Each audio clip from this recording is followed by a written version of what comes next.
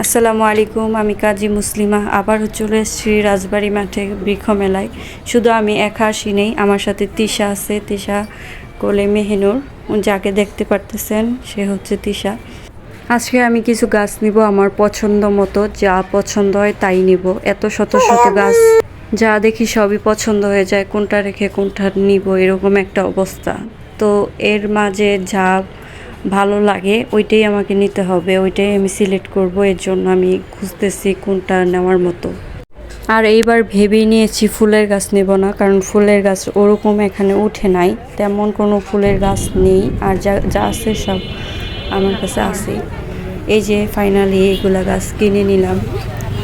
আর এই গাছগুলো পরবর্তীতে আপনাদের দেখাবো কি কি গাছ নিছি। মানে সব ফলের গাছ নিছি, একটা ফুলের গাছ নেই। এই যে দেখুন কি বড় লেবু গাছ নেওয়া হয়েছে, মানে অনেক বড় সাইজের লেবু। চলে যাচ্ছি বাসায়। তারপর বাসায় আসার পর এটা মানে খোলা ছিল, এটাকে আমি গতকালকে রোপণ করেছি। দেখেন এটা হচ্ছে কমলা, মিষ্টি কমলা গাছ। আর এই তো কাঙ্ক্ষিত লেবু গাছ, মানে সবচেয়ে পছন্দের এই লেবু গাছটা আমার, কারণ এত বড় বড় লেবু, মানে দেখেন হাতের সমান লেবু, মানে প্রচুর বড় বড়। এই বড় বড় সাইজের দেখে আমি নিয়েছি, এই গাছটা খুব পছন্দ হয়েছে।